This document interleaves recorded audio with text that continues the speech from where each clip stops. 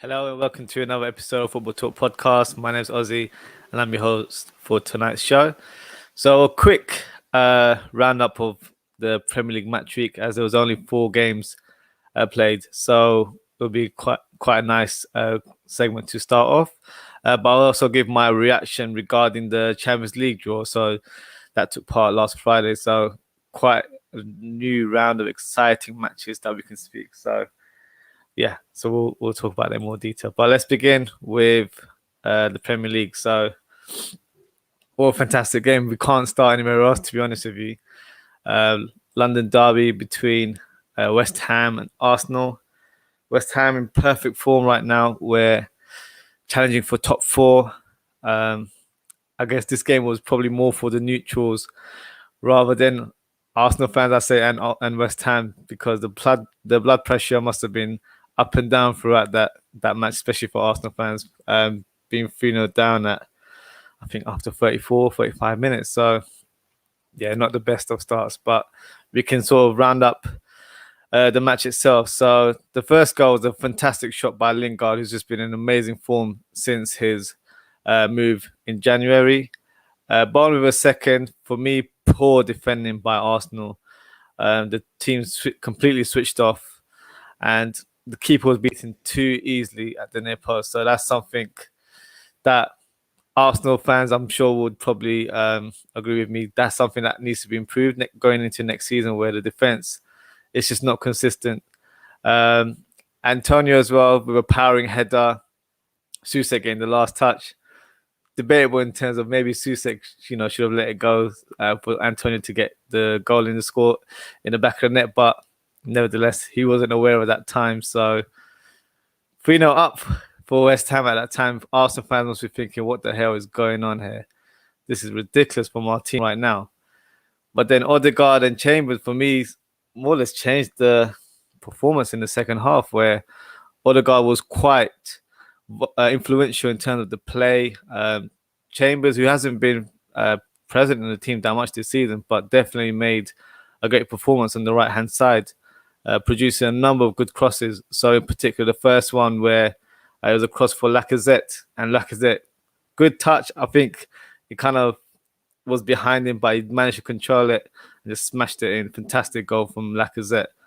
And then the second Arsenal goal as well, similar kind of thing, where Chambers produced a good cross, and Dawson, who I've been speaking quite highly of in the last few weeks, got the own goal, unfortunately. But at that point, it was 3-2, and Ben Rama had a great run where he flashed across in the box, and Antonio stretched but just couldn't get the ball in the back of the net. Very unlucky. And for me, that was a game-changing moment, as if that goal had gone in, who knows, maybe we wouldn't be speaking about an equaliser right now. But Arsenal, in the end, Pepe with a great cross with his right foot, and Lacazette heading to get the equaliser, which is a very valuable point for Arsenal, I think. And the next fixture is against my team, Liverpool, so that would be an interesting encounter later on this week. But for West Ham, I'll be honest with you, I think maybe I'm thinking a bit too far ahead here, but I think that result might cost them in terms of the top 4 race, because you've got Spurs who are only 1 point behind them. You've got Liverpool and Everton 3 points behind. Everton have a game in hand. But at this stage, I think a lot of teams are showing a bit of form, but at the same time, teams are dropping points as well. So at the minute, it can be anyone's top 4 right now. So yeah, interesting to see how the few weeks pan out. We've only got 8 more weeks of the Premier League. So yeah, anything can happen. But the next game, Brighton and Newcastle. So 2 teams that are quite close to the relegation zone right now. So this is like a six-pointer, to be fair. And for me, I think last week I mentioned as well, where one of our viewers asked me a question regarding who would I consider to be one of the relegated teams. And I'd gone Brighton ahead of Newcastle, because in terms of the squad, I feel like they've got more quality players. And they just play better football, whereas Newcastle, you're not quite sure what to expect from them on a week in, day out basis. Sometimes they're very good defensively. Sometimes it's they rely too heavily on Callum Wilson. So onto this match here. Great goal by Trossard. For me, Trossard is one of the probably underrated players in the league, to be fair, because last year he definitely stood up for me in terms of his performances for Brighton. But this season, I think everyone's kind of more aware of him now in terms of how he's playing. Great shot from 20 yards there. That's 2 goals in 2 consecutive games. So great form. Danny Welbeck, great goal from the left-hand side. Powerful drive. And Morpay with a clever sort of close-range volley there. Fantastic victory for Brighton. I think they have enough to stay in the league. Newcastle, I have to be honest with you guys, I do worry for Newcastle. Not that I support any team like in terms of who have a preference of getting relegated or not, but I think Fulham have shown great form in the last few months. And I'm still quite confident that they will just about do it in terms of staying up in the league. Unfortunately, Newcastle will be at the wrong receiving end where they will be relegated. That's just my prediction here. So let me know what you guys think regarding that. But the performances haven't been great. I've seen it online regarding Newcastle fans. They just want get rid of Steve Bruce. They've had enough. So, it is one of those situations where maybe they can pull it off. Still a few games to go, so you never know. Speaking of top 4, Aston Villa and Spurs. The first goal itself, for me, poor clearance by Martinez, who's been very consistent this year, but I don't know, he's had 1 or 2 games where he's just not been, the right state of mind or loses a bit of focus here and there. But great run from Moura, 1-2 with Kane. And then you had Vinicius scoring his first goal for Spurs. So a long time coming, I guess, but better late than never, I guess. And the second goal itself, Moura through ball to Kane, who misses the ball as he runs past it and falls to ground. Penalty awarded. I have to be honest, that was a ridiculous decision that was given a penalty. And to make it worse, we've got Gary Neville there commentating, saying it was cute. Like, to use the term cute to describe someone falling down in a penalty box is nonsense. It's quite clear that this is, a level of biasness towards another Englishman. Had it been Mane or Salah, it might have been a different tone of voice coming from Gary Neville there. But, for someone to use the word cute in a footballing term, it just doesn't work. Like, you see Mo Salah's daughter playing on a football pitch and she scores a goal in front of the crowd. That's cute. Not Harry Kane, big man, falling down, not being challenged at all whatsoever, getting a penalty. For me, that's just a joke. So, yeah, I think we all know Harry Kane does have that in his locker where he falls down in the box quite easily, or to be fair, around the pitch, especially when it's a high ball challenge. He normally backs into players quite a lot. Still rate him as one of the best strikers around, but yeah, that's something I don't like in this game. But nevertheless, a good win for Spurs. Touching distance from 4th, so only 3 points away. Still a lot to play for. I still think they're outsiders regarding their chances for the top 4, but they're out of the Europa League now, so maybe this is something they have to look forward to regarding the end of their season. But we'll see how their season goes. And then the final game of match week 29 is Fulham versus Leeds United. So another exciting game here. I think decent game from both halves. Bamford's goal, what a goal. And I just found out that he wasn't included in the England squad. For me, that's a bit of a mistake. He's been one of the informed English strikers this season. So not sure why he wasn't picked. I know Southgate seems to have his preferences, I guess.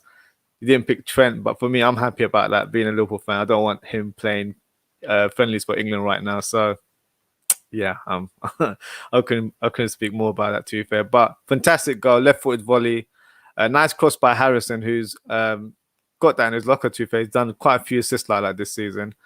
And then equaliser from Fulham, Anderson with a great finish from a corner by Lookman there. And then the winning goal, great play by Rafinha, and finished it with his right foot with a very tight angle, to be fair. If you guys watch me in this episode, I'm I'm a big fan of Rafinha. For me, he's a very top player. I might do like a special episode where I cover potential summer targets for Liverpool, and he's definitely top of that list. So very, very good player. But regarding this game, great victory by Leeds United, who played really well.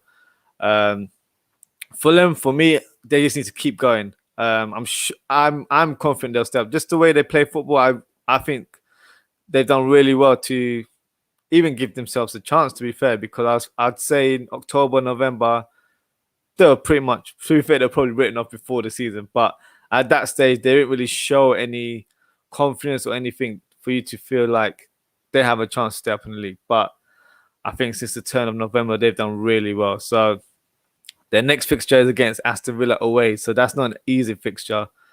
But you never know.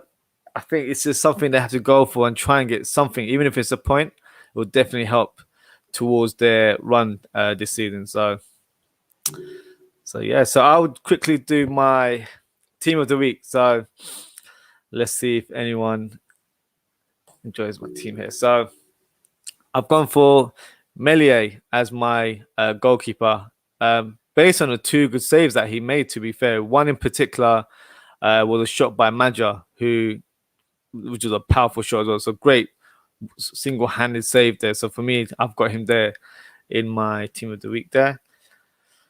And then my back three. So Veltman had a great assist for Trossard in the Brighton game. And for me, was really solid on the left-hand side. Not his natural position, as he tends to play more on the right-hand side or as a centre-back. But did really well during that game. Anderson, for me, another good performance and was on the score sheet. Chambers, for me, did really well. Definitely a game changer for Arsenal there. Whipped in some great crosses and troubled West Ham's left-hand side there. So for me, definitely needs to be my team of the week. Lucas Moura, for me, was pretty much the liveliest player on the pitch for Tottenham, constantly bombing down the left-hand side and causing all kinds of havoc. So that's why I've got him there. Trossard, beautiful goal, and for me, continuously improving as a player this season as well. Odegaard hasn't played that many games for Arsenal, but I feel like he's showing his true potential here. Made some neat passes during the game. I feel like definitely Arsenal fans will probably agree with me that that's a signing that they probably want to make for next summer. I feel like he's got definitely a potential to become a top player. And Lingard just always on the score sheet. So if you've got a fancy team, you need to have him in your team, I guess, because he's always going to get you points there. And then Bamford, fantastic volley in the first half in the Leeds game. Lacazette, couple goals there, so can't leave him out there. And you've got Rafinha, who scored a nice goal towards the end of the game as well. So that's my team of the week. Before we start our calling session, I wanted to discuss the Champions League draw. So very, very interesting games that we've got now. So Bayern Munich playing PSG. That's probably a tie that neither team wanted to start off with. I'll give some predictions as well. So I've got a little piece of artwork to show you guys where I've predicted who will win the Champions League. Man City Dortmund. That's an exciting game. Just to see Haaland against Man City will be an enticing encounter there. Real Madrid and Liverpool. So I said on the last episode that that's the team. I didn't quite directly say that's the team I wanted, but that's the team I said I didn't fear. And I wouldn't mind being paired with them. And I stick by that comment, to be fair. So I guess a lot of fans have said revenge as well, based on the challenge that Ramos showed with Mo Salah. Wouldn't quite say revenge, but obviously beating them will be, I guess, the cherry on top. So, it's not the right mentality to have revenge there. We're not there to assault anyone. So, but I'm confident with that tie, to be honest with you. And then Porto and Chelsea. So everyone wanted Porto, but they knocked out Juventus, so they're not pushovers. And because they're so defensively good, that's one of the teams you don't really want to play against because it'll be quite hard to break down. So yeah, for me, that's not an easy fixture. So let me share a screen with you guys of my prediction. and you guys let me know what you think. So I've gone for PSG to win the Champions League. So I think PSG will surprise us by beating Bayern Munich. The only reason I've gone with that theory is because I think there will be a surprise somewhere in the quarterfinals. And for me, I don't know why, but that fixture is giving me that kind of vibe where I feel like they might just nick it for some reason. Man City and Dortmund, I think Dortmund will not have enough to challenge Man City, so I can see Man City going through quite easily. Real Madrid, Liverpool. Obviously, you guys know I'm a Liverpool fan, so it's not complete biasness, but I'm not seeing enough from the Real Madrid team to suggest that they will have more of an attack or more of a challenge to beat Liverpool right now. The only person I fear in that team is Benzema because he's been in amazing form this year. But that's not going to be like our previous round where we beat Red Bull Leipzig with a big gap. It won't be anything like that. But I feel like we might just nick it. And then Porto and Chelsea. For me, I've gone with Chelsea. So if I was, Mystic odds right now, and this was my semi-final, this is what I'd see: PSG against Man City and Liverpool and Chelsea. I don't think Liverpool have enough to beat Chelsea. Chelsea has been a team that I've been very impressed with since Tuchel has joined the club. Defensively, fantastic. So right now, with Liverpool's attackers, I don't see Liverpool's attackers causing any kind of trouble. To be honest with you, it will be a close game, but I don't think Liverpool will have enough. To be fair, and I think Neymar and Mbappe. I think Neymar should be back during that. I'm not sure how long his injury layoff is, but I think he'll be back for the semi-finals at least. So I've gone for PSG Chelsea final, and the reason I'm going with PSG, I think Mbappe will be the defining person between the two teams. As great as defensively Chelsea are, Mbappe for me is in another world in terms of his attacking play. So I've gone for a PSG win. So let me know what you guys think about my prediction there. If it'd been a Liverpool one, then it was a biased overview there. But I think PSG might be maybe a big shout. I'm not sure. So we'll see how that goes. But that's the team. That's my prediction there. So we can go into our viewer calling session. So we've got Madison here. How's it going, Madison? How you doing? I'm good, thank you. How are you? Good, can't complain. Making sure you hear me all right. First time on Yeah, here. I can hear you loud and clear. The Great, floor is great. yours. What would you like to say? Well, there's definitely a lot to talk about. I know I've Yeah, been on Periscope and I've submitted some questions over the last couple of weeks and everything. So yeah, there's definitely a lot to discuss. Told you I'm an Arsenal fan, so that's the team I that's watch right. most. Yeah, I live in the States, so uh, that's kind of with the weird timing schedule because we have like a 6-7 hour difference. So Yes. trying to definitely watch as most games as I can. And, sometimes where I'm located, I have to get up at like 5 in the morning just to watch Oh Arsenal, wow. kind of, let me down sometimes. But, that's the game of football. But, it's something I love. And, Exactly. I always definitely love to watch in. But I guess what the starting point, I guess I would like to think of is so as far as like, a big thing I've seen like with the officiating lately is like penalties, like what should be given and what shouldn't be given. I just kind of Yeah. wanted to see what are kind of your thoughts about kind of like how you see like one where you think it's a clear pin, whether like a ball hit the player off the arm, and and it seems like officiating is always kind of changing kind of the rules as soon as like the games go along, or it's different each week, and there's just like seems to be different standard every time. It's always like a moving goalpost. So I just kind of Yeah. want to get your kind of thoughts about that. Yeah, that's the problem there itself, to be honest with you. I feel like from the beginning of the season, the rules should be set out so everyone is aware of these rules. It can't be chopped and changed as time goes on because that's just confusing us as spectators, but also the players and the manager as well. So that's one of the biggest problems it has been this season, where one week we're thinking like, oh, the handball rule is between your shoulder going down to your leg, but then it's like changing and it's your elbow. So for me, it's confusing as a fan to kind of keep up with the new rules. it's just ruining the game. If I'm honest with you, VAR for me is being misused.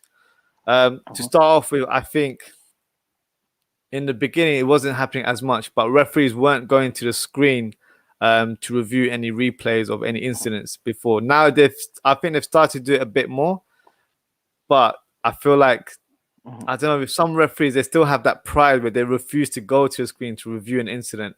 They feel like their initial reaction is the correct one. So for me, that needs to change where we have to use VAR correctly. You know, we've got the technology there, but if we're still making mistakes, because at the end of the day, those decisions are coming from a human being in the office. So it's not coming from a computer or anything like that. So that's something that needs to change. We need to use it properly.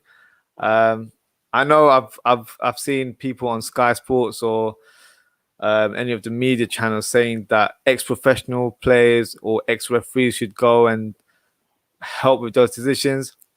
That would be great, but I don't know if an ex-player would want to take up with that kind of role. Ex-referee might be a good shout because I feel like a lot of the referees that are actually in the VAR office are current referees. So there might be an element of jealousy where if their fellow colleague is managing a big game and they're in a VAR office, that might kind of hit them a little bit in terms of their pride. So, but I think from next season onwards, the rules should just be plain out simple for everyone to understand and know before the season starts. There shouldn't be any changes whatsoever. I think substitution was a big talking point earlier this season where, because of the pandemic as well, we know none of the players got pre-season or anything like that. So I think there should be a set number of subs. So for me, I was quite open to having 5 substitutions. It suited some teams with bigger squads. Smaller teams might complain because they might not have enough players to accommodate that sort of thing. But I guess if you have the option to do it, it's there for you. So for me, it just needs to be set up plain and simple for everyone to understand. Because for me, it's been confusing watching all these matches and trying to keep up with these new rules. What do you think? How do you feel like the referees have been this season? I think as far as like in like the Premier League, I feel like the officiating has been the least consistent, and it seems just like every match or week we're always getting like a controversial call or a controversial no call. So it's just kind of, you really kind of don't know, because you'd be like, okay, well, last week this penalty was given because a player winded up for a shot and it hit a player on the arm, and we kind of talk about what's a natural position and what's not a natural like position of the arm or wherever it gets hit off of, and it goes one way one week, and then the next thing it kind of doesn't go that way the next week. So it just seems like it's always a moving goalpost and everything like that, and there'll just be like times like that's a clear pen, and you're just kind of going off of what was given like previously, but then they'll just be like no, play on, and we kind of goes from there, and sometimes ends up costing some teams some points, and and all that stuff comes into play, like whenever we talk about,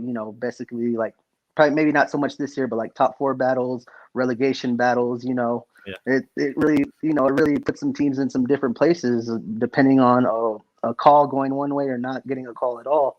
So I just really think it's just something that needs to be more set in stone, because, I just feel, we just need to kind of know more from just a viewing standpoint, because it just seems all over the place, and it seems like they don't even know kind of what they think or what is going on in the current moment. It just seems like it's a week to week thing. So no, I agree with you. I think that's a good point actually regarding relegation and top 4, because decisions that were given early on in the first half of the season might not be given right now because of the change of the rules. So that's going to have a big defining factor in terms of where people finish in the league. So I agree with you. I think it just needs to be set stone in terms of what the rules are, so there's no mix-up as next season will happen as well, to be fair. Yeah, and I also would just definitely like to see, like, I know like there's somebody in the office, they'll go tell the match official to go take a second look at it or something like that. But I've just seen like people say so much different things, like, oh, VAR is not used to come to the correct decision. I'm just like, well, what's the point of VAR then? Let's just let's just play it on the field, and whatever the ref calls, that's what the ref calls, you know. But I Yeah, was just like, if you have that virtual assistance, it should be used to come to the correct call, you know, because you know, as much as like if you see a team or a call go for your team or against your team, you want it consistent and just be like, okay, that's in the rules of the game, so you could see why it was called compared to just like, okay, we're gonna give it this week, but not this week. And I think that's where kind of a lot of the banter, banter in general comes from, like different people, like we'll say for like Manchester United or something like that. They get all the penalties or, you know, just stuff like that. So it just feels yeah, like it's just like, oh, it seems like one team is getting more favorism compared to like a lesser club or something like that. And it just seems like, you know, just all over the place. But I definitely would like to see the officials be like, okay, not even come to that, like, oh, if like players on the pitch are complaining about like there's a handball and stuff like that, stop play for a minute or two and then just go over to the monitor, go check it out, award the penalty or not, and then just keep it moving, you know. And compared to just, oh, you know, somebody in this office that we don't necessarily know who it is making this call and defining this game, you know, I just feel like it'd just be better for the match official. no, I agree with you. I think one thing as well is that I don't know if I know other sports do it, like I know rugby do it, but I think the referees should basically be mic'd up as well, so we can hear what they're saying in terms of the discussions that they're having with people in the VAR office. But at the same time as well, for us spectators, we need to know what discussions they're having. And also, even after the games, come and have a post-match interview and speak about the game as well. Not that I want to hear from a referee, but sometimes I feel like they need to explain themselves because they do hide behind the bushes and they don't really come out and tell you why they made those decisions in the match. So I think they need to be a bit more vocal as well. I think that we need to hear what the discussions are going on during the matches. Yeah, definitely agree. You know, I know, you know, each match official has different tendencies, like as far as like, you know, calling more fouls or letting teams play on more and stuff like that. And I know it kind of just goes into like the game and kind of what kind of game it is, whether if it's just like a regular league game or if it's more of like a fixture and like, you know, a tournament or something like that. So I know like there's different degrees to refereeing, but I just feel like there just needs to be a lot more consistency than what we're seeing than from, you know, especially from the English side. I just feel like the Yeah, English side has just kind of been all over the place. And as far as just them, you know, using VAR, because VAR is not as bad as we make it kind of sound. It's just the way it's being misused and not utilized properly. You know, if a person's offsides and, you know, and VAR gets that right, you know, we just basically got to say, hey, that was based to make the right call. So I think we definitely yeah, need to do that. yeah. I think that's evident in the Champions League as well, where the officiating is a lot better. And I Mm-hmm. think the last couple of weeks, I think one of the legs and a penalty was given away. It was I think that was a Barcelona game actually, and it was a bad decision, and it was by an English referee. So it's Mm-hmm. not a good representation of England in terms of the officiating there. So yeah, I think VAR is being misused. So if that was to improve, then I'm not a big fan of VAR, but I feel like it's here now, isn't it? So we just have to get used to it. Yeah. But it just needs to be used correctly. Mm-hmm. Yeah, definitely. So I guess what else could we necessarily speak about? Uh, how are your thoughts on Liverpool? I guess since they've had that kind of messy stretch, but it seems like they've turned it around a little bit. Well, for the time being, so we'll kind of see when they're going into, you know, the rest of the league and basically against Real Madrid. I think that's kind of a coin toss. Like I just kind of really don't know what kind of Liverpool's going to show up, you Yeah, know. And as far as how is the back line going to hold up against, Real Madrid, I know they got a lot of aging players and stuff like that, but if Liverpool don't show up, they could definitely get beat. So I just, 100%. yeah. No, So I 100%. really I feel agree with you. I agree with you. Obviously, as a Liverpool fan, I'm trying to be as optimistic as possible. So, um, I think Real Madrid aren't the strongest Real Madrid in the last few years. Um, but I guess Liverpool aren't at this stage either. So they're kind of playing on the even playing field right now. For me, I think the big plus point for Liverpool is having Fabinho back playing in midfield. Um, Nathaniel Phillips and Kabak, let's be honest, they're not world class defenders, but they are natural defenders. So they'll be able to form a partnership, have some stability in the back line as well, and play together for a number of games. So that's what we want as Liverpool fans because we've seen 20 odd partnerships in defense this year. So we don't want that number to escalate any further now. So for me, Fabinho will be a key player there. I think by the time the quarterfinals will start, Henderson might be back in the team as well. So for me, that breeds a bit of confidence in terms of Liverpool's chances. But it's the Champions League. It's two legs. You just never know what. Like you said, I'm not sure what Liverpool team will turn up on the pitch, because with Liverpool, especially in 2021, whenever we win a match, Liverpool fans are quite jubilant. Like, oh yeah, we're back, and then the next game we'll lose or we'll draw, or we drop points. So we're quite inconsistent right now. For me, it's not actually the defense; it's the attack that hasn't done really well this year. Mane and Firmino, for me in particular, haven't performed whatsoever, below their standards, and that's been disappointing. And having Jota injured for most of the season hasn't helped in that aspect. So regarding our chances, it is like you said, it's a flip of a coin. We'll see how it goes. But as a Liverpool fan, I'll try and be optimistic and say, hopefully my team does the job. But then in the semis, I don't have a lot of confidence playing against Chelsea, because I've been quite honest in saying that I think they're very strong right now and they're really hard to break. What's your thoughts on that? Oh, definitely. As much as I'm an Arsenal fan and I hate to say it, but Chelsea look really good. And it's just Yeah, like the they do. fact of like their attacking could be more consistent, but the thing is they don't concede goals. And in theory, if you don't concede goals, you basically have a chance against anybody. They could basically Yeah, kind of get lucky, get a, kind of like a cheap foul in the box, get a penalty, go up 1-0, and they kind of set up shop and just kind of be aggressive on the back end. yeah, But I just really feel like nobody wants to play Chelsea. I definitely, if I was one of those championship league teams, I would not want to play Chelsea this early. Maybe in the semifinals or the final. Like you yeah, can't do anything about that. But like as far as this early, like I definitely feel like they're the best dark horse of that, like of those group of teams that could basically make some noise and could kind of be there at the end whenever we kind of didn't expect it. At the beginning.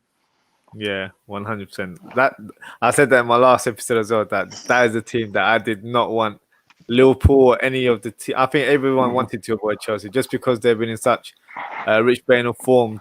Especially since Tuchel's been there. To be fair, I think under Lampard, I would have taken Chelsea any day of the week. But under Tuchel, it's another team. It's another board game there. So yeah, I definitely have to agree with there. So what's your thoughts on Arsenal so far this season?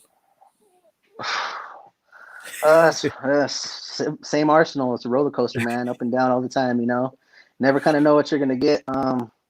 Luckily, man, it's just really just all about Europa League for us. I feel like I know like a lot of people were kind of upset about the West Ham game over just the previous weekend and stuff like that because Yeah, Arteta rotated too much and stuff like that.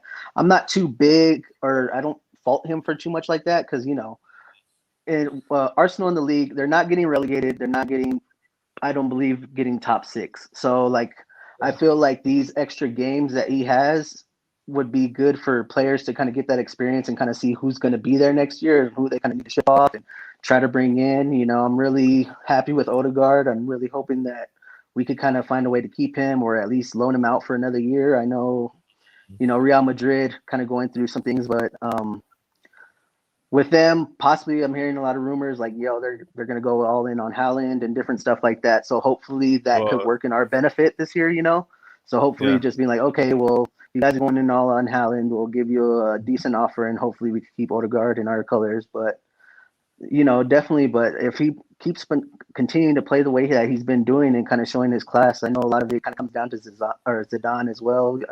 Didn't seem like yeah, he really fancied him too much or anything like that. But you kind of never know if he comes out into the Premier League and kind of shows like he could basically play with the best of them and stuff like that. So I wouldn't yeah, like why wouldn't they want to kind of bring him back, especially since they have a lot of those aging players in the middle of the park. But I'm just really just hoping it works out good for us and we're able to keep him because we definitely are in need of quality players a lot. And yeah, he's showing that he could kind of hit the ground running. We spent a lot of money on Pepe.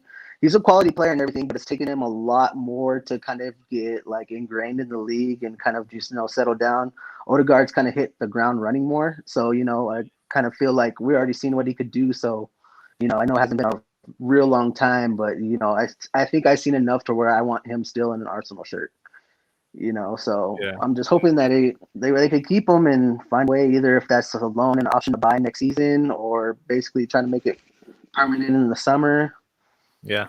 You know, definitely just, you know, got to weigh your options. But overall, it's just up and down Arsenal. You know, I just feel like if we don't win Europa League, then basically it'll be a big failure overall. Because, you Yeah. know, the way that we ended last year, you know, winning the FA Cup, and, you know, it seemed like we're kind of up on the upswing and everything like that. I think, you know, for us to like say if we finish like ninth or 10th in the league and don't don't win any like silverware. I know we won the Community Shield at the beginning of the year, but that's kind of like a preseason trophy. You know, it's always good to Yeah. win silverware, but overall, you know, we're Arsenal and we should be aiming for sites higher than that. So, you know, I definitely think it's, you know, all of Europa League or bust right now. So basically, like I'm still gonna say like it was a bad season overall. Even if we do win Europa League, I think that will kind of be a little bit of paper over the cracks, and like, but it'll give us a positive light that we could, you know, continue to build for next season and just, you know, still be a more attractive if we weren't not to win, you know, the tournament and be in Champions League next year. You know, I think just with the financial, you know, finances of, you know, all the clubs and everything like that, we definitely Yeah. kind of need it, especially to add quality players and stuff like that. It's just I feel like Arsenal are always like 2 or 3 signings away, you know, kind of every summer or every, you know, transfer window from like really competing. Like I'm not saying, oh, we're gonna be at the top of the league and challenging Man City or anything like that, but you know, I feel like outside of, you know, Man City and Liverpool when they're healthy, you know, we could compete with anybody. You know, that's how I personally feel, and I feel like we should be fighting to be one of those top 4 teams. Even though I'd want us to be, you know, number one at the end of the day, but you know, kind of just coming back to reality, like we're miles off Man City and we're miles off Liverpool when they're healthy, and Yeah. you know, I just feel like we just got to keep adding quality, and I overall I believe in Arteta. I know he makes some questionable decisions at times, but I feel like he's the personal right man for the job at the moment. It's Mm. just, you know, Arsenal is kind of weird because like yeah, it's a big club and everything like that, but I feel like the coaching job at Arsenal is not as attractive as our fan base believes it is. Yeah. You know, like they'll be like, okay, like, oh, we'll just go get Allegri or anything like that. Like, you know, all the names that kind of get thrown around, you know, that are available at the time and stuff like that. And I'm just like, you know, you kind of think that the situation that we're kind of in, you know, like we have a owner, it seems like, but like he spends some money, but it doesn't seem like he's fully invested into Arsenal Football Club, because I live in America and like, you know, he owns the Rams as well and he loves the Rams. Like the Rams are like his baby. I recently went to the stadium over there, and like Mm. that stadium is gorgeous. Like the Rams are his top priority no matter what. And I feel like Wow. Arsenal is just kind of on the side, you know, like, oh, we'll give you some money here and there and just whatever. As long as you don't drive Arsenal into like completely into the ground, it seems like Yeah. they're okay with it, you know. So I just feel like any coach with like real like credentials.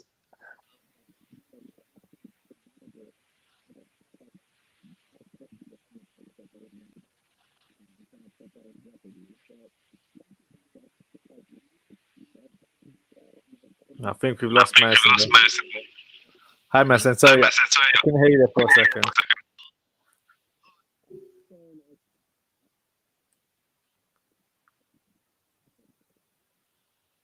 No, I still can't hear you.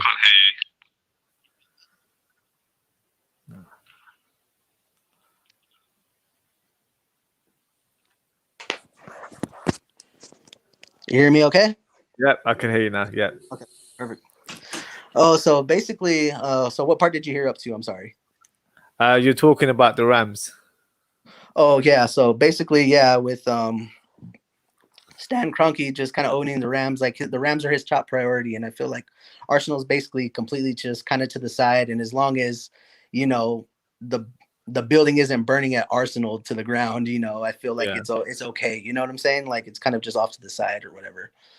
So I just feel like Arteta is the kind of the man that we kind of need because this is like his real first big gig, and as far as like him trying to establish his career as a manager and trying to get to the heights that he's trying to get at, I feel like Arsenal's the kind of the place for him.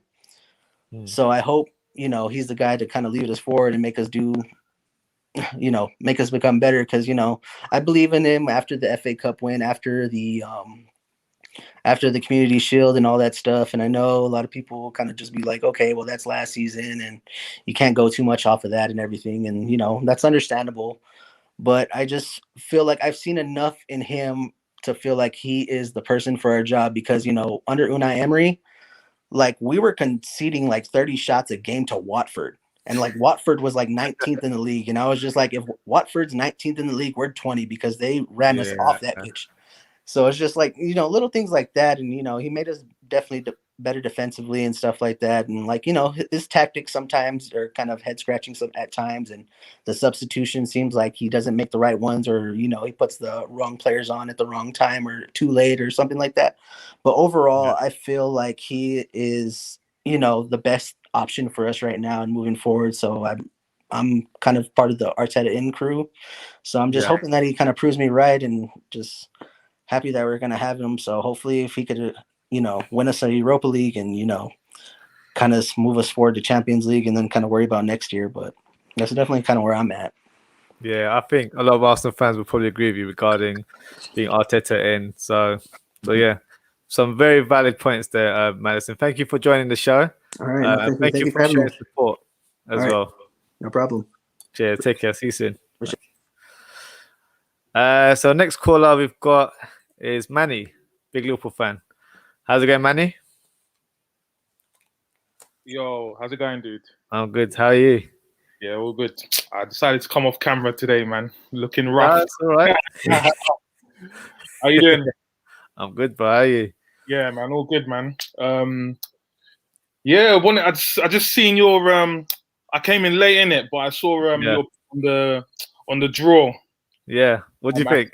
Yeah, so it's a weird one, isn't it? Because I see a lot of Liverpool fans like saying, "Oh, it would have been great if we got Porter in that," but I don't know, man, because we've seen how we do against teams that just defend with a low block in it, and it's just like it's almost like we need to get into a gunfight with a team in it that will. Yes. We take a shot, they take a shot, like that kind of, and and I've seen Real Madrid a few times this season, and they don't look the same in it. So no, I'm happy with that draw. I think we probably have to attack them, and obviously it will be an open game because they can't defend really, and obviously we're not really solid like we used to, obviously because of what's happened this season. You know what I mean? Yeah. So yeah, like I am looking forward to that tie, and obviously we get a bit of hopefully we can settle the score in it from a couple years back. Yeah. And to be honest, it's weird. If you speak to a lot of Liverpool fans, I would say that I've been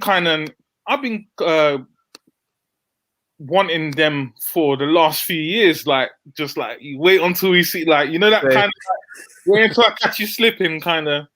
Yeah. So it's better late. It's better like late than never. You know what I mean? So we get to play them. Will be an interesting game. Obviously, the draw we can see it's been mapped out already what the semis would potentially look like with playing Chelsea or Porto. That's correct. Yeah, I think Chelsea will beat Porto on that, and then obviously if we do get past Real Madrid, you play maybe Chelsea in the semi-final. It's one of those ones where you cross that bridge when you get there, innit? Like, I do agree with you. I wouldn't want Chelsea. They look like a totally different proposition now. Like they're not really conceding goals. From an attacking perspective, I still think they waste a lot of chances. Yeah. Do you know what I mean? They're not as clinical, but they're not conceding. But you know what? Maybe this is just like the honeymoon period, innit? With Chelsea, and I don't know, but maybe that could change next season, whatever. But we're in this season now, so In terms of draw, and then I had you down. I had you putting down PSG as the winners. Yeah, I've gone with a surprise one because I don't agree with that. I don't think. I know Bayern for me are the strongest team I so think far. they can be got at. I think they can be got at. Yeah, to be fair, I feel like I tried to spice it up this. I feel like there will be a surprise somewhere, and for some reason, I just swayed towards that fixture. I don't know why, but I could be wrong. I think Dortmund can cause City problems, but I just don't think Dortmund are good at the back. No, that was evident against Sevilla as well. They conceded too many goals. They're not good at the back, innit? But it'll be interesting to see Haaland versus Diaz and Laporte and Stones. You know what I mean? So it'd be interesting to see how he performs. Maybe that'll be a shop window. But in terms of even I had Haaland as a certain to be a replacement for Aguero at City. I can see that really happening. But this summer's going to be interesting though, because obviously I haven't really spoken to you about this as well, innit? Like what the financial state of the market is at the moment, innit? And I can't see teams splurging, you know. I don't know where it's coming from. Like even I saw links yesterday with City being linked with Danny Ings, and I don't know if you saw that. I saw that as well. Yeah, that actually makes sense. You know, if you're not trying to if you're trying to have a more cautious approach in the market and not splurge in it because of the pandemic or whatnot in it. So they or it could be a cover-up tactic. You know, they may be looking really at another striker, but they're using Ings as like a smoke screen in it. Yeah. But weird, like I can actually see Ings. The only problem with him is he doesn't stay fit. Obviously, he's got dodgy knee or whatever. But with the chances that Chris City create, I can actually see him bagging quite a bit there, man. I don't know if it sounds... Yeah, me too. I think so as well. I think he would suit their style of play because... And also, I think he's got that movement and the pressing that Pep likes. Yeah. I was about to say that. Because I think he can stretch teams as well with his pace, but he can drop and sort of get the ball from a deeper position and still attack as well. And he's a clinical finisher. How many years has he got left on his contract? Is it 1 or 2? I think it's 1, but they have been negotiating. But obviously, he hasn't agreed new terms with the club. So I mean, I think they can grab him at they paid 18 million for him, right? I think it was 20 something. I think it was about 20 on the initial loan, and then 20. That's right. Yeah. I think City can grab him for about 30 if I'm being honest. Yeah, and it might be a thing as well where I feel like they might want a Premiership proven striker right now, as in for next season. Correct. And then next summer, Haaland has that release clause as well. So, correct. But that's the thing, innit? I think Haaland's a weird one, innit? Because don't sleep on Chelsea. I'll tell you that with getting Haaland, because that's dependent on what side of the bed that Roman gets up on. If he gets up in a good mood on one day and he's just like, you know what? I feel like helping out here, innit? Don't get it twisted. If 100 million is slapped on Dortmund's desk this summer, they will. I'm telling you that now. They won't think twice. I feel spot on, you know. I think that's the only team that I feel like will be able to kind of splurge in the market where, like you were saying, like you were analysing Chelsea, where they're good defensively, but I feel like they lack that clear instinct. No, they lack the clinical edge. They do, 100%. Yeah. So he would be the guy. I'm not saying that City are going to be affected by the pandemic or the market, because they're not. Like, let's just be real. But I think they're just going to be more. I think there's tendency for them to be more prudent in the market than Chelsea. I don't know. It's just a weird one, innit? I just think with Chelsea, it's almost like we haven't really heard from Roman, innit? Really, we don't really hear from him. Obviously, he had issues with the whole visa thing, staying in the UK and that, and it was almost like, we haven't seen Roman at games for ages or whatnot. And he it's one of those ones where this guy just pops up like the genie and just like, you know what? Yeah, I'm signing all of this off, innit? Like, and he did it last summer, and I can actually see Chelsea being in there for Haaland. And make no mistake, they are in the race for him. I hope not. They are in the race for him, but. Yeah, it's even I'm talking Haaland to you with and linking in with Chelsea and Man City because obviously we've had this conversation offset before. Like, Yeah. it's not going to happen for Liverpool, innit? Like, I've seen it being discussed on other platforms, and I just think it's just wasted energy. Like, why are Liverpool fans talking about getting Haaland and Mbappe? It's not going to happen. It Yeah. doesn't fit. As much as we would love to see them in a Liverpool shirt, it's not going to happen, innit? Like, not possible. you know what I mean? Like, I see people discussing like the Harry Kane, Mbappe. These names are not going to happen. Innit? So, you know what I mean? So it's one of those ones where I think maybe you should be one of the first platforms to actually discuss realistic targets and maybe do a scout mission on. That's a good shout. Do a scout mission, even if you don't watch. I don't know how often you watch Bundesliga, but maybe all the other leagues. But it may be a thing where there's one guy I follow on Twitter called he works for the Athletic called Tom Wilville. Yeah, he's like an analyst, and apparently I think with the Athletic they gave him like a few parameters to work with based on like Liverpool style of play and the money that they're willing to spend or whatnot. And apparently he did this in the summer for a left back, and Tsimikas was one of the names that came up in his report. Yeah. So he's done a similar thing with the forwards that Liverpool may be looking at, and there were names like the Portuguese guy at Frankfurt. Andre Silva. Andre Silva popped up. The Embolo was one of the, I think I've read this article. Embolo as well. David at Lille. Lille are actually doing quite well. I don't watch them often. Yeah. But like I don't think it would be nice to see them win the league in France, but I don't think they will because I think they'll start to shake a little bit towards the end. But they've got a few up and coming players in it, and they've got a really good director of football there as well. You know, Luis Campos, I think his name is. Yeah, he's pretty good. And we've been linked with one of their names. We've been linked with two of their names, in fact.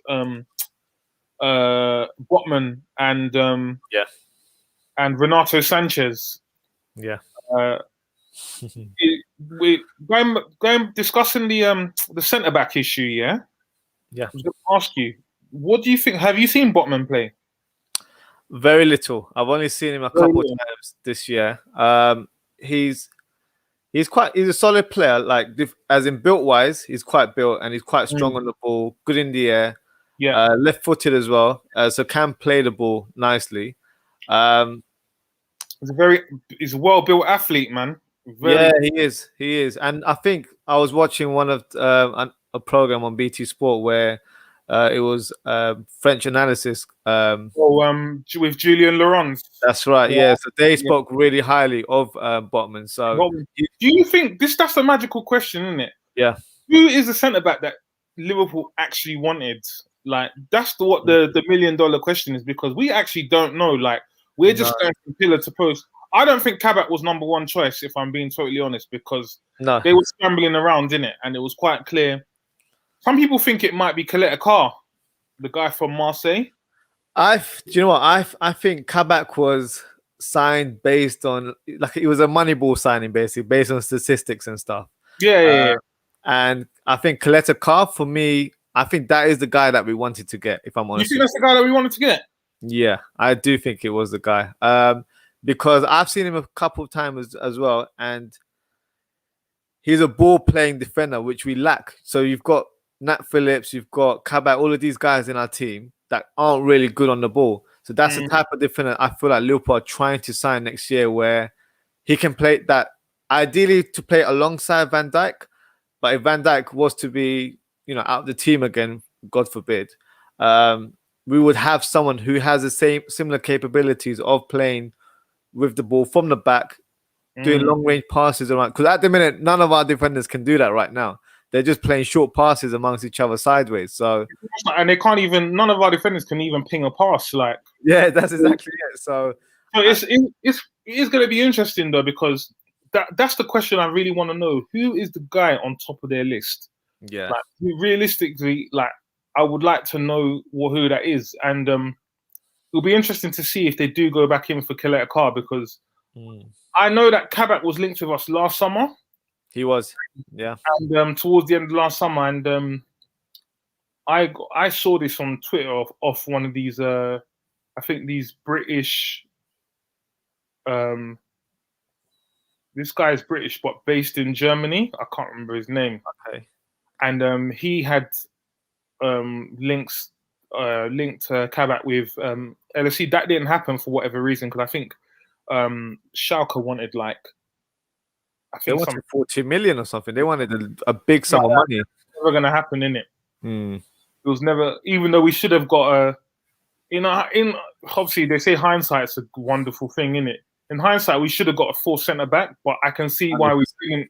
I can see why we didn't, because we've got so many midfielders, and I think the plan was that Fabinho can slip into centre back when required, innit? Every now and then, but we didn't foresee it to be like every single week, innit, that he'll be playing there.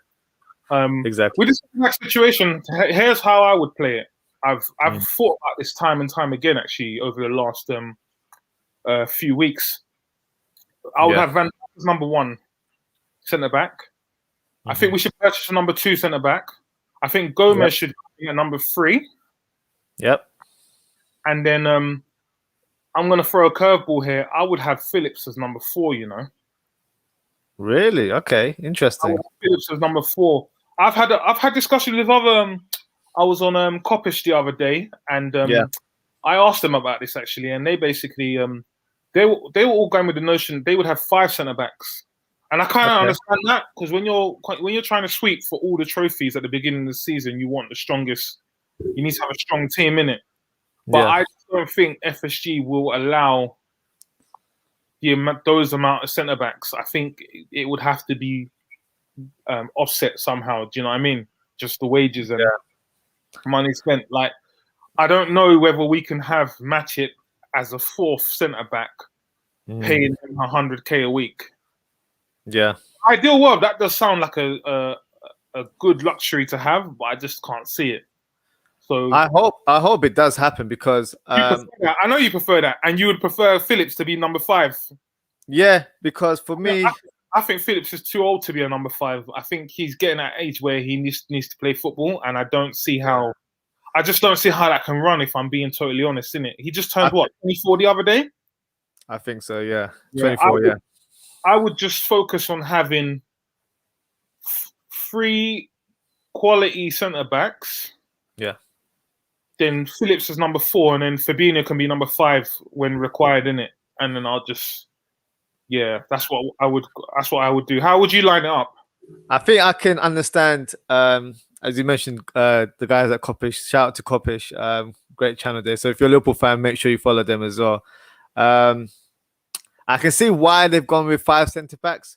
I think because we've had such a dreadful season this year, that you want to go into next year having a bit of a safety net, because even if Matip is to leave, we still have Gomez, who unfortunately is injury prone. So this is why I think Gomez should be 3rd choice and not 2nd. 100%. I agree with that as well. So for me, I would want a 2nd choice centre back. I think Kabak has kind of come in to be Matip's replacement. Probably not in that terms, but it will end up being like that if you look in terms of ins and outs kind of thing. And Phillips, for me, I think if Phillips wanted to go to another club, I don't think he would be playing for a club as elite as Liverpool. I think he'd go to a mid-level, maybe a bit lower kind of team in the Premier League, like a Burnley, for example, who I know have been linked to him recently. So I think he was happy to be a squad player at Liverpool. So for me, I think he would. I just don't think. I just can't see him being the 5th choice at where he is in his career now. I can't see that running. Even if for one more season, I'd hope that for next. I think because we've had such a bad season, I would say give him one more season. If he's not happy, then he'd leave the club on good terms as well, because he has helped us this year. Yeah. Also, another thing I looked at is getting rid of Matip. It doesn't seem very clear cut. Like, oh no, because of his wages, and I just don't see how who would take that on. That's a good start. It might be a thing where it will be like an amicable discussion. Sorry, where it's just like, where Matip might approach the management and say, look, I may need to change leagues, because it's quite clear that his body type or whatever, I don't know what the injury situation is like with his. He's had so many injuries. I don't know whether it's got to do with our style of play or the intensity of our play or the league. I just think he needs to go to a league which will not have so much strain, put so much strain on his body. Do you know what I mean? So it might be a thing where they look at. I don't know, man. It's an interesting one. I think that if we can get a centre back, we should also look at someone that can play. We can also look at someone. There's no names popping into my head right now, but we can also look at someone who can play right back as well as centre back. And then I would look to loan out Nico Williams. I think he needs a loan spot, if I'm being honest. 100%. For me, so because you brought this topic up, I think I'll probably try and do like a special episode next week, possibly, where I give more of a thorough kind of analysis on what I would like to see for Liverpool next season. Yeah. But for me, I co-sign it. We haven't even discussed this off air. I co-sign it. I think Nico needs to go out he needs to go alone. And just be, even if it's the Championship, for example, and just get that game time and the I don't know, like, make sure his body goes through the rigors of English. The Championship team would be good for him, minimum. Yeah, Championship's good. I think I personally don't think he's good enough for Premier League level right now on a week in basis, week out basis. I can't see it. I think so yeah, even I think the left back situation is fine. I just think Tsimikas just needs to settle in more. Yeah. And as backup, but I do feel that he needs to start helping out with the workload, because we are rinsing out Robbo now. Like, it's getting it's quite scary. Like, I don't know whether it's obviously the management must have seen that they're overplaying this guy, but they got no choice.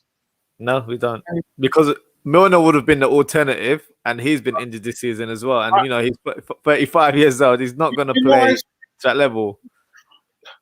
Do you know what it is with let's go to the midfield, yeah? I think I've said this to you before, innit? I think Milner, he brings a lot of leadership qualities off the pitch, but on the pitch, I'm not seeing what he brings right now. Like, it's just, every time I see him, I feel like he's just struggling to keep up with play. And even not the physical aspect, I think he's getting left behind. He's not really bringing much to the team from a technical aspect. So it's almost like, other than that, like, other than the leadership, what is the guy bringing in it? And I just feel like if we're going on the assumption that Gini's going to leave, which I believe will happen, I don't think he'll stay. Yeah.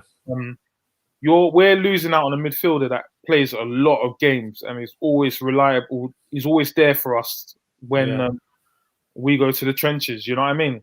So what are we stuck with? We're stuck with a Keita who's got injury issues. An Ox has got injury issues. Milner's 35 years old. Yeah. It'll be his final season anyway, I think. Yeah, it'll be his final season. And to be honest, like, I feel we should have him in and around the squad for leadership, but I would like to see this summer, I would like to see two midfielders coming, if I'm being totally honest. Who do you have in mind? Who would you want Liverpool to sign? Obviously, let's keep it realistic as well. Who would you like to see at the club? What type of profile? To be honest, I would like to see two midfielders come in, but all the names that have been linked with, if I'm being totally honest, I haven't watched. So fair play. We've been linked with this the guy from Udinese, the Rodrigo guy. Oh, DePaul? Rodrigo DePaul. Yeah, I don't see, from what I've read about him, I don't see how he would fit our system, because we have a system.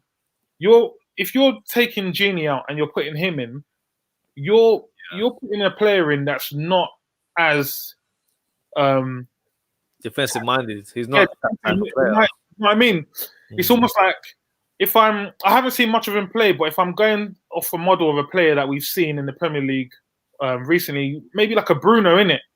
And I just can't see that in our midfield, innit, right now, with the fullback that we have bombing forward. So we've also been linked with another guy who's actually I've seen him a few times. He's okay. The guy from Mönchengladbach. Zakaria? Nah, not Zakaria. Zakaria's been linked with City. Oh, Newhouse. Yeah. Newhouse. I've seen him a few times. I'm not too sure how he would fit in. Renato Sanchez. I can see. Not for me, man. Not for me. You know what it is? I can see why they would potentially be looking at him. Yeah. Based on the way the amount of ground that he covers. But yeah, there's not too many names that I've looked into, but I would like to see two midfielders, and that's going on the assumption that Gini leaves and we sell Ox. I think we'll sell Ox this summer, if I'm being honest. Yeah, I think so as well. Would you get a defensive mid? Is that the type of player you'd like to see? What's his name from Sheffield United's Berger? I wouldn't want that. I just don't see how that. Berger seems more like a. I feel like, why are we going out to find Berger when we've got Guric on loan in it? It's the same similar sort of player in it. Yeah. And I don't see how Berger would replace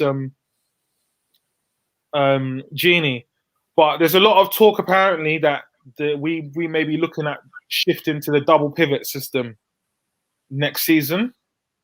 Oh, so like a 4-2-3-1. Yeah, there's a lot of talk about that actually. Okay. And that could potentially mean Bobby being played in the number 10 position. Next season I don't want to see Bobby as a striker. I've my limits. I feel like that should be plan B or C. It shouldn't be a plan A. No more. I just think I agree. We need to. His numbers have dwindled down. I think we need to take him out the firing line. You don't think? I feel 100%. For me, I think he'd be great to come off the bench, like an impact sub, where he can play in a game where it's a bit tight as well, playing at false 9 position or playing as a 10. Do you know what annoys me with fans and Bobby? Yeah. Like opposing fans, obviously like you got the opposing fans. Everyone wants to get their banter and make their jokes about like Bobby being a defensive striker and this criminal, how he misses all the chances. I can't defend the chances he misses, but people need to realize he's not a striker. Like, he's a number 10.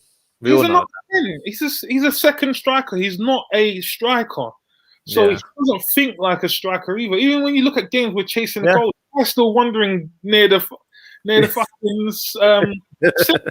Like, you're just like, what are you doing there? We need him in the box. Do you know what I mean? We need a number 9 in this. I think we need a forward in the summer. If you ask me who we should get, I haven't got a clue. Like, if I'm giving you, I can't give you unrealistic names. And what about Daka? That's the guy that's been trending for like good. Okay, so where I stand on Daka is, and I think I've had this conversation with you. I'm not fully convinced. I've seen him. He scored against us in pre-season, right? Scored 2 goals, I think. Yeah. Yeah. So my reservations on Daka is, I feel when you look at his, and this is always an important indicator, like that I feel you should use when you're looking at strikers who play in the quote-unquote smaller league. So he's banging in goals in the Austrian league. That's cool. Like, I can't knock that. But coming to the Premier League is a different level altogether, innit? 100%. It's not even a different level. It's like 3 different levels above. Do you know what I mean? Yeah. So I've looked at his European record and it just underwhelms, innit? And then obviously I've seen guys come say, "Oh, but you didn't have the same energy." No one had the same energy for Haaland when that was the case. But no, if you look at Haaland's record in Europe, at Salzburg and even at Haaland scored against us at Anfield. Actually, he did. Yeah, he was banging in goals. I think he scored like 7 and 7. Like he was like literally the amount of games he played, he was scoring the amount of goals as well. His record at Molde as well in Norway in Europe was pretty was decent as well. So if you look at it, it's not that many goals, but it's not that many appearances either. So, and if you look at Daka's record, you can tell that he's done well in the Austrian league, but he might have probably found it a tad more difficult in the Europa League, innit? Because he's not scoring as many goals. I just think Daka's underwhelming, if I'm being honest, and I'm not saying it because I'm trying to be a snob or whatever. I just feel like we've seen it. We've seen this kind of thing too often where we had a similar thing with Minamino, who's a good player, but it looks like Liverpool was a bit too much of a jump. Agreed. I think that's the problem, you know, and I can understand why Liverpool want to get in there early, innit? Because what happens is that if you allow a player like Minamino to go to a Southampton, innit, and he bangs over there and does the job there, and then we want him because we can see that he can do the business at the Premier League level. Yeah. It's almost like you end up paying 3 times the price, isn't it? 100%, not even 3 times, 4 or 5 times the price. Yeah. And I think it's the same thing with Daka as well. But I would prefer to see a Daka go to Southampton first and see what he can do there, innit? Well, the problem with that is you get a goal scorer at them level club. When you get a goal scorer who's getting, let's just say, if you're playing at Southampton and you're getting 20 goals a season, then they're going to be, and he's got years left on his contract, they're going to be like, pay me the money, innit? You know? Exactly. So yeah. It's a lot I agree. I think Daka, for me, you know, there's always one player like every year where it's just like he's just a trending person for a particular fan base, for example. And Daka's that guy this year for me. I've seen him not a lot. I'm not going to be, say to you that I've watched games and so I've watched little bits here and there. You see the intelligence there. For me, he's that type of striker. He relies heavily on the service. So if he gets 0 service, he doesn't do anything else. And that might seem a bit harsh, but I'm just saying it how it is. He's like a goal hanger. So the term that we'd use, when we play football, is a goal hanger. So, what would you prefer? Would you prefer because let's discuss. We're discussing more realistic targets. We ain't talking Mbappe and Haaland. It's not happening. Yeah. Would you prefer an out-and-out number 9, or wouldn't mind someone that's a forward? Because I feel like Liverpool now going down this route of playing forwards who are flexible enough to play along the front 3, innit? But those type of forwards aren't necessarily natural finishers, innit?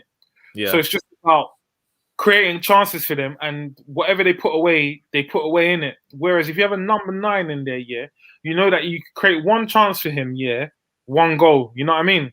So I feel like we're now looking at. I don't know if these guys are actually looking at strikers. I feel they're looking more at forwards who are flexible to play in a fluid system where the front 3 just rotate and interchange. The same way you see Mane, Salah, and Jota. You know what I mean? So sometimes we see Jota playing through the middle, but Jota's he's not a natural finisher. Even though I think he's the best finisher of all 4 of them. Yeah. The 4 guys that we've got at the moment, but he's not a. You wouldn't say any of those 4 forwards that we've got are clinical players. Do you know what I mean? Yeah, no, I agree with you.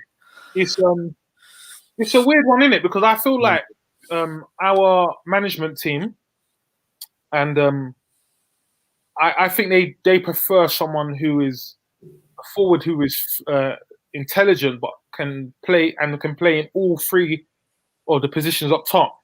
Yeah.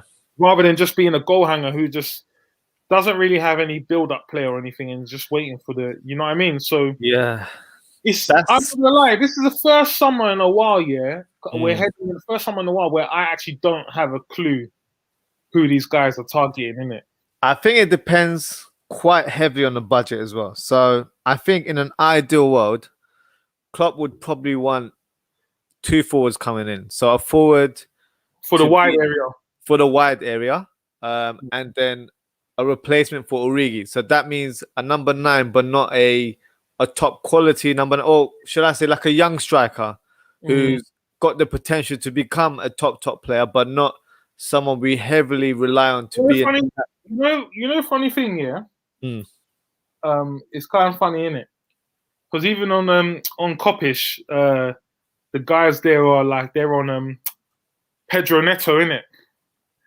I feel that his performances this year, and this is what I was talking to you about, if you don't pick up a player and they go to a Premier League club, their price just soars through the roof, innit? Yeah. I think this hurts me to say, but I think we're out there. I just don't think Pedro Neto's in our price range. If I'm being honest, that hurts me to say it. I feel like performances have been so good this season. Wolves can just say, nah, slap up 60, 70 million in it. Yeah. I agree with you. I don't think they would sell him for cheap at all. They would probably request for something like a 50. Won't be less than 50 million. 100%. 100%. I can assure you of that. It won't. And why should they sell as well? Yeah, he's a star man right now. No Jimenez as well. It could be a thing where they say to him, "Look, this place is the best place for you to play your football now. Agreed. Performance is up. By the time you get to 23, 24, which is in another 2-3 years time, you get your high performance up. When the big clubs in Europe come calling, which is your Real Madrid, your Barcelona's, your Bayern Munich's, you know what I mean? When the big dogs, the Man Cities, when they come calling, then we'll let you go in it, and we'll let you go for a big price in it. I just can't see them. I can't see the Neto. I can't see the Neto train, if I'm being honest. I think Rafinha is a good, a realistic target. That's the guy I was going to mention. So for me, I love Neto as well. I think he's a fantastic player, but I don't know. I just don't think, kind of similar to what you said, I don't think he's within our reach due to the financial aspect of the transfer that it would be. They're not a they're not a selling club like that. Yeah, we got Jota. No. I feel they got Jota in the fact knowing that they had Neto behind, and they just thought, do you know what? Yeah. The champions of England have come in for Jota. I think it's the right step. So that's what I'm saying. You know the step that Jota was at this summer, the age range. I think in a couple years' time that will be Neto, but for one of the big European clubs. You know what I mean?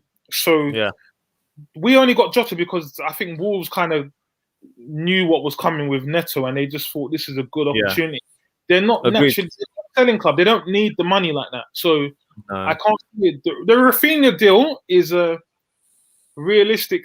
There might be something in that, not from a Liverpool aspect, just in general with his contract. I think there might be a clause in there, you know, if I'm being honest, where you can get him cheaper than you think, innit? And if you look at it, he's also at an age where Liverpool normally tend to do business. Like 23, I think. I think it's 24, something like that. So 24, yeah. You can see that. So I would like this is what I would like to happen, but it's not going to happen. I would like a wide forward, like a Rafinha, right? Yeah. And you think he'll bring in a number 9, like a? Yeah, I think he'll bring in. I don't think that will happen. I think what they're going to do. This is what I personally think they're going to do. So right now they've got Mane, Jota, Salah, Firmino. Yeah, I think they're going to get rid of Origi, and then the Origi slot would be compensate for a 5th attacker, but who is of decent quality that can push. Okay. That's what's going to happen. I don't think they're going to bring in 2 more bodies, if I'm being totally honest. I think they're going to get rid of Origi and bring someone in to replace him.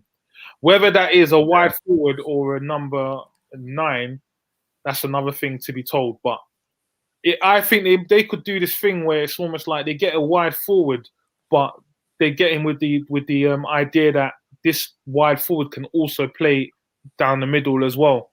Yeah, and that's what goes back to saying I just don't think we will ever have. I don't know. I think we've come away from the thinking of getting a striker, a forward who can bang in goals, in it. Do you know what I mean? Especially the way Klopp plays. I'll be honest with you. I think there's a strong chance of that happening as well. Obviously, I'll tell you what's gonna. I know what's gonna happen, Ozzie. I'm telling you, they're gonna get rid of Origi and they're gonna get in a forward who is not limited to wide. He has the capability and intelligence to play all 3 positions.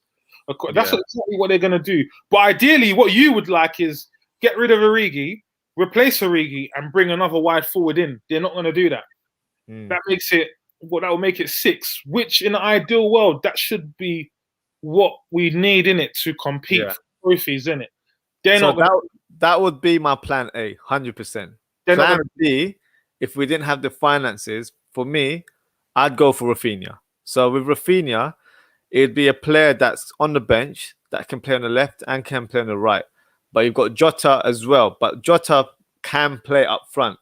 So kind of that theory where you just said where we need a player to play all 3 positions. We've got that in Jota right now. So for me, Mane and Salah can play through the middle as well. So exactly. So for me, we lack pace on the wings. That's been one of the main things this season that I feel like Liverpool been really bad in terms of stretching teams.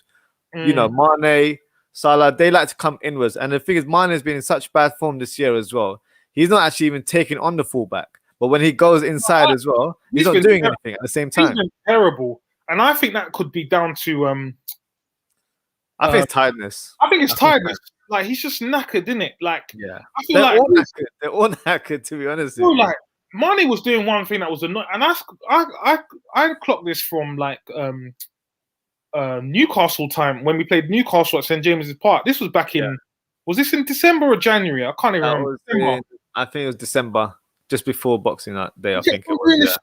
Was it Newcastle? I think it was. It was another game around. Was that the 0-0? Yeah, he kept on doing this thing where he would take the ball, but he won't take the player on. He'll slow down, innit? Yeah. And he'll slow down, but he won't shift the ball on. And I'm just thinking, you're okay. So you're not only are you slowing the play down, you're not shifting the ball on in time, innit? And I feel that it could only be down to tiredness. Like, you're not taking players on because you don't have the mental capacity to take them on, and that could only be down to tiredness, innit? Yeah, so I agree.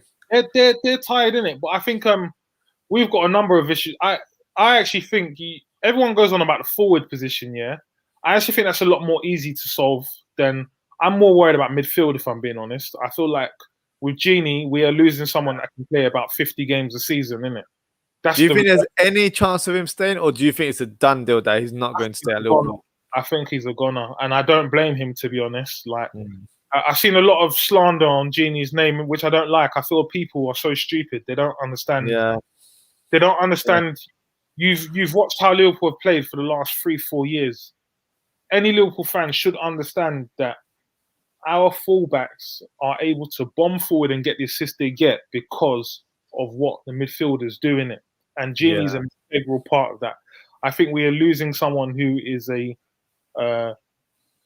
brilliant person from the dressing room, a good character. We're losing someone who's robust, never injured, and is very, very tactically intelligent. He is. So I think he's a goner, and I think it's something to do. I think it's financial issues, if I'm being honest. I think, and I don't blame him. It's his last contract. He probably wants to just try and get what he can in. Not sure about going to Barcelona, but that's another conversation altogether. So I do think he will. I do think he will go. In terms of the midfield targets, all the names that have been dropped about, if I'm being totally honest, I haven't really seen them play, so I don't know what the thing is there. But I do think they might go to double pivot next season. I think they'll go double pivot next season, and then in the double pivot you can play. It'll be Thiago and Fabinho, or Fabinho and Henderson, or Henderson and Thiago. Do you know what I mean? But if they go double pivot, we have to get a number 9. We have to get one. Yeah, double pivot. You know, I can't think of any number 9 because it's almost like people that score goals are expensive, innit? So it's quite simple, innit? People that score. We're all the number 9s, like we're people talking Haaland, innit? Haaland would be perfect for us, the amount of chances we create. It's not going to happen, innit? So we've got to be more realistic, innit? Like, and I can't really think of anyone that could really fill that void. And I would like to see a number 9 come in, but I personally think they're going to get a forward in who can play wide and down the middle, someone that's fluid. That can play in the fluid system and is flexible. So summertime's gonna. I think we should pick it up again on this one in the summer, innit? Yeah. Obviously, we've noted down what we've discussed in it and see what actually happens in it, because I feel like I said to you before, this is the first summer I've had where I actually don't have a clue who we could be going in. Like, I don't know who our main target is for centre back. That's just a guessing game. It is. We don't know what they want to do with the centre back position. We don't know I don't know what midfielders they really want. And a lot of time we see these links. I don't know, man. It's one of those ones where maybe like it'll be like the Fabinho deal. You know, when that popped out of nowhere. Yeah. That was like was it? I swear that was like a day after the Champions League final. Yeah, it was. I was on holiday and I was thinking, what? Like. So there was no rumors about it as well. It literally just popped up. Official news that he's a player. I'll tell you what popped up. Jota popped up out of nowhere as well. Yeah, same day as Thiago. Same day as Thiago was signed. Because I found out by, I think, close to midnight that he was done deal. Yeah. I found the Jota deal came out of nowhere, innit? Yeah. So I'm trying to think of deals that have in the past few years that have come out of nowhere that we've. Yeah, Jota come out of nowhere. Fabinho definitely. Fabinho come out of nowhere. So it's, and also another thing we haven't discussed, bro, the contract situations. I think that's getting me. I'm very worried about that, if I'm being honest, bro. Like, is that Fabinho in particular? Van Dijk's got 2 years left. Yeah. Salah's clearly angling for. Salah's happy, but wants more money. It's quite clear why 100%. He's talking. And you can understand why he wants more money, because he's seen other people getting stupid numbers at other clubs, and he's putting all these numbers up, and he's on what he's on. You know what I mean? So I'm worried about. I don't know what FSG are playing at. This whole monitoring and not moving. You should be trying to. Van Dijk's got 2 years left on his contract. You should be trying to add more years to that. I don't understand why we're. You know what I mean? So I guess we just have to wait onto the summer, innit, and see what happens anyway, man. But yeah, man, good talking to you. Good breakdown of what we think will happen in the summer. Yeah, definitely. man. I think I'll probably try and follow up and do like an episode, especially for Liverpool fans. Yeah. I'll try and do a bit more of an analysis on what I think will happen or what I would like, and just do a little overview. And then I think in the summer we'll have another call as well. We'll probably speak on it a bit more deeply in terms of knowing where we finish in the league. If magically we won the Champions League, you never know. So we can see how that season goes on, I guess. But thank you, Manny, for joining the show. Yes, bro. Keep up the work, innit? Good show, you, man. Appreciate it. Cool. Take care. Thank you. So just before we wrap up, I will do my preview of match week 30. So a couple of big games coming up. So we've got Leicester City versus Man City. So this is going to be an exciting encounter. Leicester City beating Manchester United, so they're in good form right now in the FA Cup. I still think it's Man City's to win. I can't see Leicester City winning here. So I'd give this prediction a 3-1 to Man City to win. Next game, Arsenal Liverpool. So I mentioned this earlier in the episode. For me, I'm going to go for a Liverpool win. I think it'll be 2-1. We might just nick it there. Arsenal have been in good form, but I think their defense has been a bit shaky. I'm not saying our defense is great either, but with our defense, it's a bit more stable now. We're not really conceding that many goals, especially in the last couple of weeks. So, being optimistic that I am, I think we'll win 2-1. So, we'll see how that goes. But thank you for everyone tuning in. Thank you to Madison and Manny for taking part in our viewer calling session. I really appreciate your support for the channel as well. So guys, if you haven't liked or subscribed to the channel, please go ahead and support us. We'll try and do some more content. So our next episode is actually quite a distant away. So it will be on the Thursday, 8th of April, as we're going through an international break right now. And then I think Champions League will be happening on the first week of that return. So that's why I've scheduled it for Thursday. So I'll do my analysis of match week 30 in the Premier League, as well as the first leg of the quarterfinals in the Champions League. So we'll definitely. I hope to do some more. So I think the suggestion that Manny made regarding the Liverpool summer targets, I may do that for you guys, and then publish it for you guys next week. So be on the lookout on social media. If you don't follow me, I'm on Instagram at Ozzie.ftp, and I'm on Twitter at OzzieFTP. No dot there. So yeah, follow me on social. Try and keep you in the loop regarding any new content, and yeah, keep you guys engaged regarding the next few weeks. But thank you for tuning in. I know it's a late one today. I know Madison's watching us from America, so thank you for joining us today. Take care, everyone. Stay safe, and see you soon.